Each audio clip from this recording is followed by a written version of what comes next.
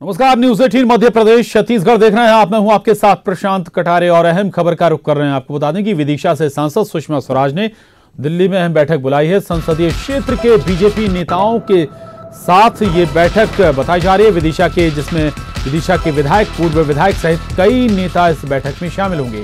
दोपहर करीब 3 बजे सुषमा स्वराज ने यह बैठक बुलाई है। विदिशा सीट पर प्रत्याशी को लेकर बताया जा रहा है कि इस बैठक में चर्चा हो सकती है। बताया यह भी जा रहा है कि सुषमा स्वराज अपने किसी समर्थक को यहां से टिकट दिलाना चाहती हैं। हालांकि खुद सुषमा स्वराज ये इनकार कर चुकी हैं, साफ कर चुकी हैं कि वो अब लोकसभा चुनाव नहीं लड़ना चाहती हैं। विदिशा से चुनाव लड़ने से उन्होंने हालांकि इनकार कर दिया और ये सीट अभी होल्ड भी रखी गई है।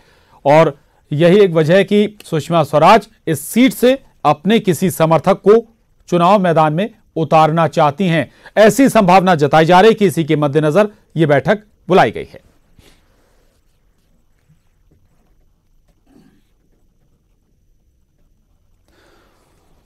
हमारे साथ मनोज राठौर भोपाल से जुड़ रहे हैं। मनोज, सुषमा स्वराज चुनाव तो नहीं लड़ रही हैं, लेकिन लग रहा है कि लॉबिंग जरूर शुरू कर दी है समर्थकों के लिए।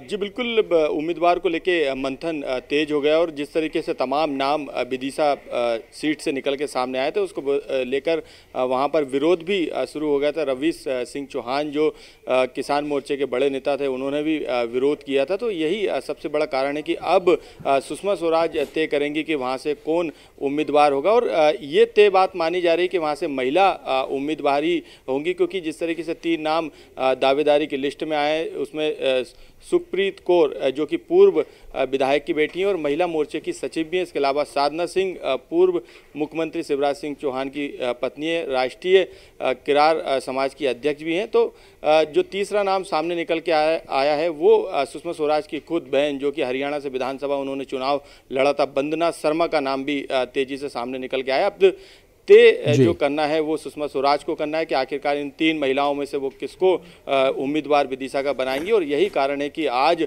उन्होंने अहम बैठक बुलाई है ताकि स्थानीय स्तर पर किसी तरीके का आप वंदना शर्मा का नाम ले रहे हैं मनोज, वंदना शर्मा बहन बता रहे हैं सुषमा स्वराज की, लेकिन विदिशा सीट पर बाहरी का मुद्दा भी इस वक्त जोर पकड़ रहा था। जो स्थानीय नेता हैं बीजेपी के, वो ये कह रहे थे कि अगर बाहरी को टिकट दिया जाता है तो वो इसका विरोध करेंगे। सुषमा स्वराज क्या वंदना के लिए लॉबिंग कर रही हैं?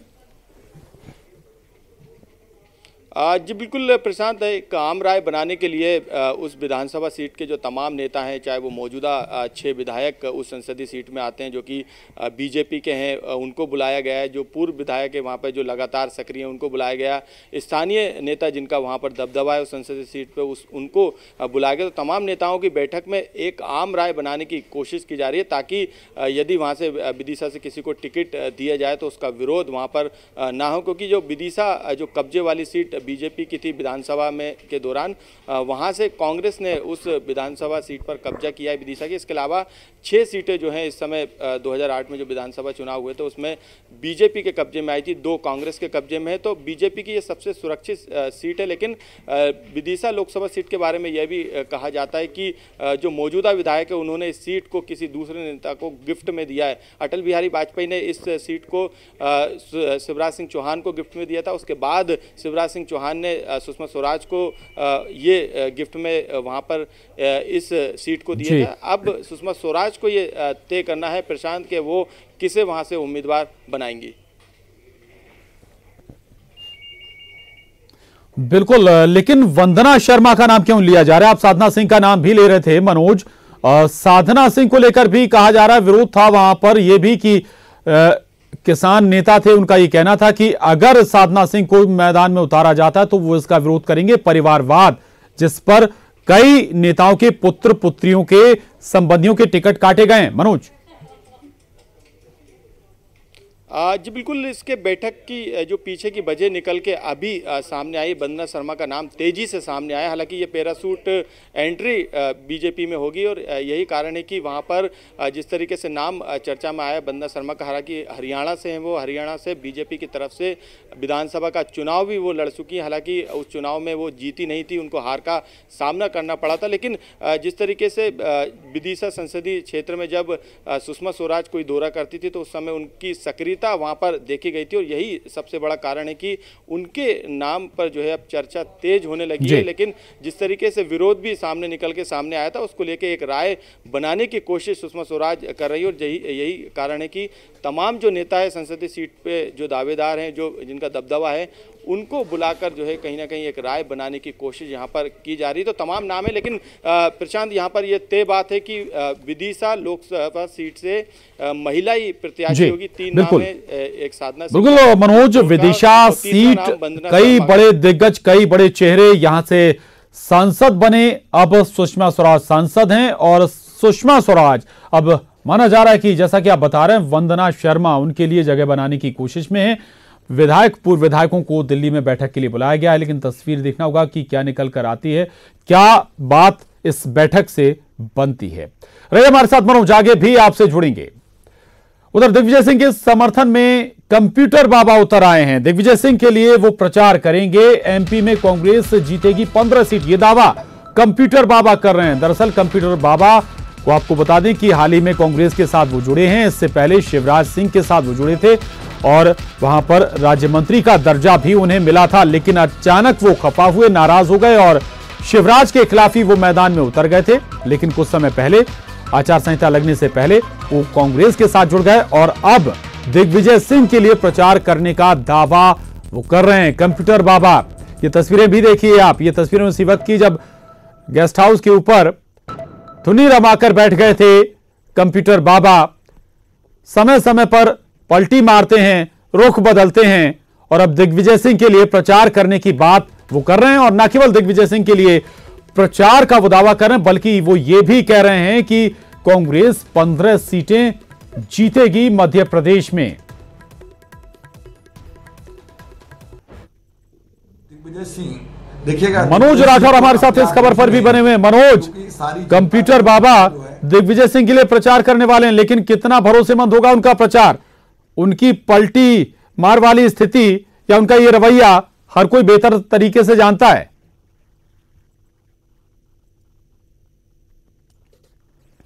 वास्तव में सियासी बाबा बन चुके हैं कि जिस तरीके से जब बीजेपी की सरकार थी उस दौरान उन्होंने सीधे तौर पे सरकार को ब्लैकमेलिंग करने की कोशिश वहां पर उन्होंने किया था और यही कारण था कि नर्मदा में जो वृक्षारोपण किया गया था उसके घोटाले को उजागर की बात की थी, लेकिन उनको राज्यमंत्री का दर्जा दिया गया। लेकिन जब उनकी दाल वहाँ पर नहीं गली तो उन्होंने इस्तीफा उस राज्यमंत्री के पद से दे दिया था। इसके बाद जैसे ही विधानसभा के चुनाव हुए उस दौरान उन्होंने बीजेपी का दामन छोड़ के कांग्रेस का दामन थाम लिया था और उन्हें नर्मदा जो सेवा न्यास है उसमें भी उनको महत्वपूर्ण जिम्मेदारी कांग्रेस सरकार ने दी है। और यही सबसे बड़ा कारण है कि अब जो सियासी बाबा हैं कंप्यूटर बाबा, वो अब दिग्विजय सिंह, क्योंकि दिग्विजय सिंह की एक महत्वपूर्ण भूमिका विधानसभा चुनाव के दौरान थी और सभी साधु संत जो मध्य प्रदेश में थे उनको एकजुट करने के लिए और बीजेपी के खिलाफ माहौल बनाने के लिए कंप्यूटर बाबा को आगे लाया गया था। और उसके बाद कंप्यूटर बाबा ने माहौल बनाने की कोशिश भी की थी और सरकार पर कई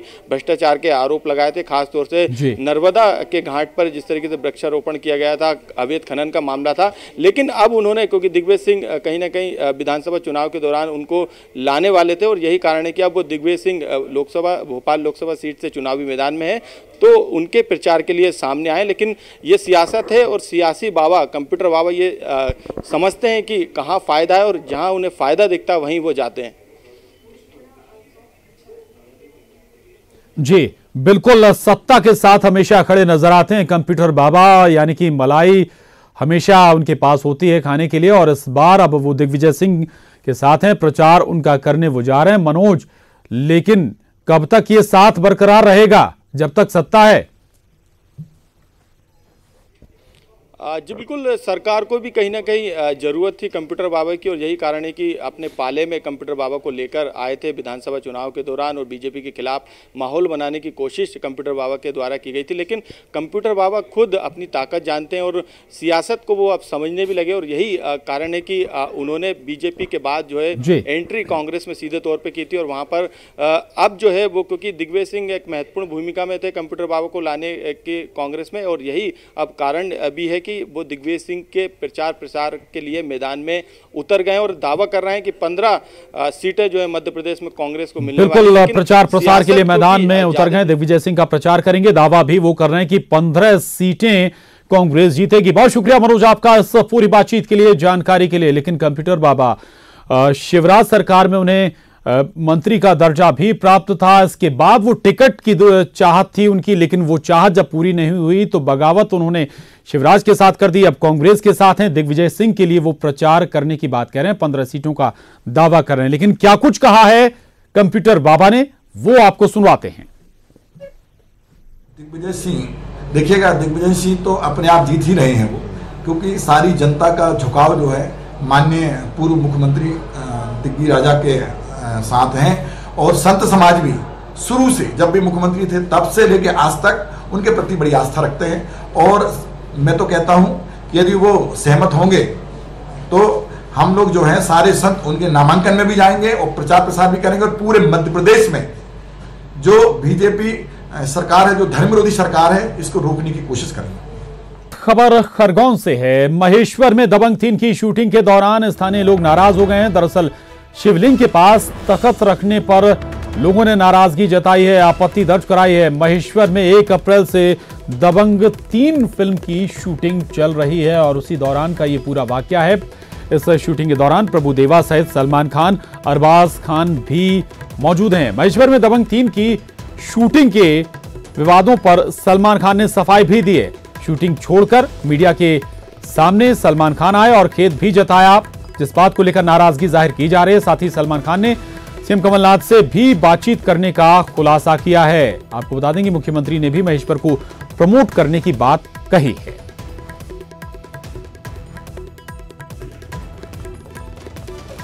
और फिल्म दबंग 3 की शूटिंग को लेकर विवाद बढ़ा तो शिवलिंग के पास तख्त रखने को लेकर रामेश्वर शर्मा भड़क गए। विधायक रामेश्वर शर्मा का बयान भी आया है। कहा है कि जब से कांग्रेस की सरकार बनी है धार्मिक भावनाओं को ठेस पहुंच रही है। सलमान समेत मौके पर मौजूद अधिकारियों पर एफआईआर की मांग भी रामेश्वर शर्मा ने कर दी है। इस प्रदेश का कि कांग्रेस की सरकार जब से बनी है तब से हिंदुओं की धार्मिक भावनाएं लगातार खिलवाड़ किया जा रहा है।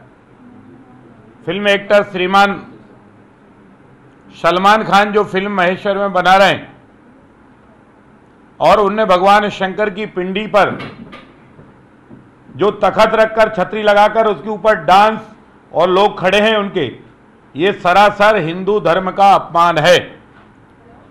और मैं मध्य प्रदेश सरकार के मुख्यमंत्री श्रीमान कमलनाथ जी और उनके सुपर सीएम जो इस समय हिंदुओं के बहुत बड़े हिमायती बनने का ढोंग रच रहे हैं, आदरणीय दिग्विजय सिंह जी। तो महेश्वर में शूटिंग चल रही है दबंग 3 की और इस शूटिंग के दौरान एक तख्त को लेकर लोगों की नाराजगी सामने आई। लेकिन इसके बाद रामेश्वर शर्मा ने पूरी सरकार को घेर लिया। सोनिया राणा हमारे साथ जुड़ गई और ज्यादा जानकारी के साथ। सोनिया, शूटिंग होती रही है धार्मिक स्थलों पर मध्य प्रदेश में, अभी भी हो रही है, लेकिन ऐसा लग रहा है कि चुनावी माहौल में सियासी खिचड़ी पकाने की कोशिश रामेश्वर शर्मा कर रहे हैं। बिल्कुल आप सही कह रहे हैं प्रशांत। और जिस तरीके से लोकसभा चुनाव नज़दीक है और उसको लेकर ही तमाम तरीके की सियासत अब शुरू हो गई। और आपको बता दें कि पहले भी सलमान खान को लेकर सियासत गरमाई थी जब कमलनाथ ने साफ तौर पर कहा था कि वो इंदौर आएंगे, लेकिन हालांकि बाद में सलमान ने ट्वीट करके इस बात से इनकार कर दिया था कि वो किसी भी प्रचार में नहीं आएंगे, ना ही वो प्रत्याशी बनेंगे। ऐसे में अब जब एक फिल्म की शूटिंग के लिए महेश्वर सलमान पहुंचे हैं तो उसके एक वीडियो वायरल हुआ है जिसमें शिवलिंग के पास तख्त पर वो नाचते हुए दिखाई दे रहे हैं। उसको लेकर काफ़ी बवाल अब हो गया है और बीजेपी इस मुद्दे को हाथों हाथ ले रही है। बीजेपी के विधायक हैं रामेश्वर शर्मा, साफ तौर पर उन्होंने मांग की है कि अगर इस तरीके से जब से कांग्रेस सरकार बनी है हिंदू भावनाओं का आहत हो रहा है, उनको ठेस पहुंच रही है और इसी वजह से सलमान खान पर एफआईआर की जाए, वहां पर जितने अधिकारी थे उन पर एफआईआर करके उनको निलंबित किया जाए। साथ ही उन्होंने सरकार पर भी सवाल उठाया, उनको कटघरे बिल्कुल बिल्कुल। तो जाहिर है कि शूटिंग चल रही है और जब इस पर आपत्ति दर्ज कराई गई तो खुद सलमान खान सामने आए, इस पर खेद भी उन्होंने जाहिर किया और यह भी बताया कि मुख्यमंत्री कमलनाथ से उनकी बात हुई थी, यहां पर प्रमोट, ऐसे स्थलों को प्रमोट करने की बात भी उनकी मुख्यमंत्री से हुई थी। बहुत शुक्रिया आपका सोनिया इस पूरी जानकारी के लिए। और इस वक्त आपको बता दें, छत्तीसगढ़ के मुख्यमंत्री भूपेश बघेल और छत्तीसगढ़ कांग्रेस प्रभारी पीएल पुनिया मैनिफेस्टो पर प्रेस कॉन्फ्रेंस कर रहे हैं। सुनते हैं। लोकसभा और विधानसभाओं में वो बिल पास होगा तो महिलाओं के साथ भी न्याय देने की बात होगी।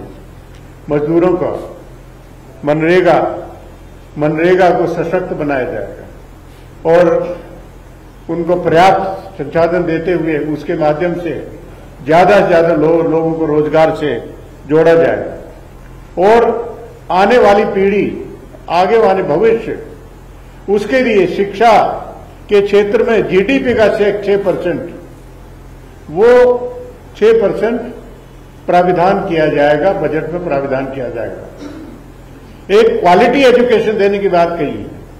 नवोदय टाइप जो विद्यालय जगह जगह पर खोले जाएंगे, ये बात यहां पर विशेष रूप से उल्लेखनीय है। और मैं समझता हूं कि जो अर्थव्यवस्था को पिछले 5 साल में चौपट किया है, जो सामाजिक ताना बाना उन्होंने ध्वस्त किया है, भाईचारा को मिटाया है, इस घोषणा पत्र के माध्यम से सरकार बनते ही जब कार्रवाई होगी तो अर्थव्यवस्था पटरी पे आएगी, देश में भाईचारा रहेगा और बहुत द्रुत गति से, तेज गति से देश का विकास होगा। ये राहुल गांधी जी की सोच है, ये हमारे इलेक्शन मैनिफेस्टो जो घोषणा पत्र है उसकी दिशा है। तो इसी के साथ मैं आप लोगों का धन्यवाद भी देना चाहूंगा और कोई प्रश्न होंगे एक एक करके, हड़बड़ी नहीं, आराम से एक एक करके जिसको पूछा जाएगा उसको प्रस्तुत कर। ये पहले इनको प्रस्तुत कर देते हैं।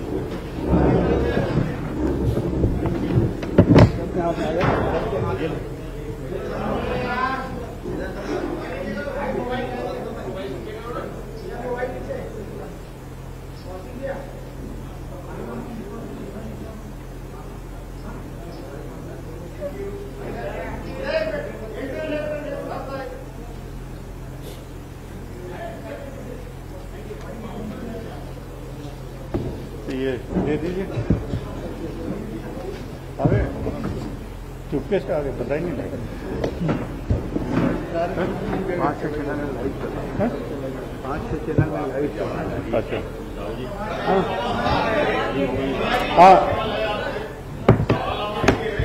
शैलेश जी।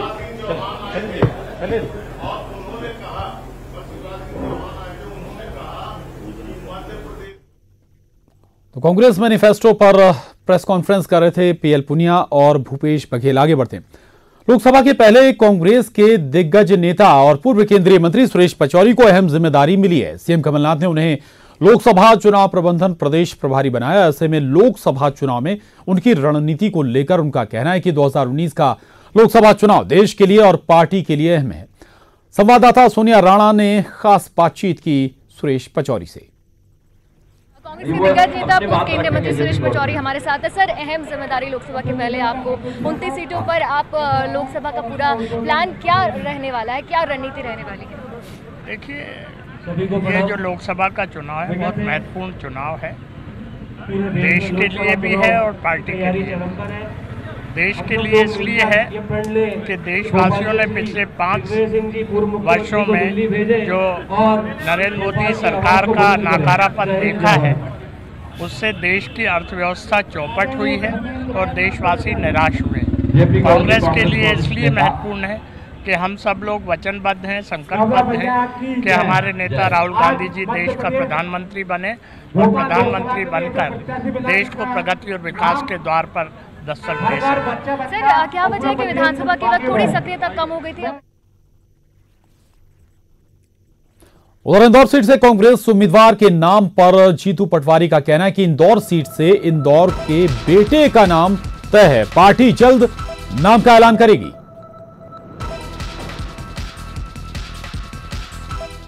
इंदौर लोकसभा के इलेक्शन को लेकर कांग्रेस पार्टी का प्रत्याशी तय हो गया है और मैं हमेशा से कहता आया हूं कि एक परिवार का वो साथी जिसने कांग्रेस पार्टी की सेवाएं दी है, इंदौर के बेटे के रूप में अपने से जो बना सहभागिता से काम किया है, और सुमित्रा महाजन जी चूंकि 80 साल के लगभग उनकी उम्र है। तो जीतू पटवारी कह रहे हैं कि कांग्रेस इंदौर के बेटे को ही यहां से टिकट देगी। माना जा रहा है कि वो अपनी भी दावेदारी पेश कर रहे हैं, लेकिन चूंकि वो विधायक हैं इसलिए उनकी संभावनाएं कम नजर आती हैं। बुलेटिन में बस इतना ही, लेकिन खबरों का सिलसिला न्यूज़ 18 पर लगातार जारी है।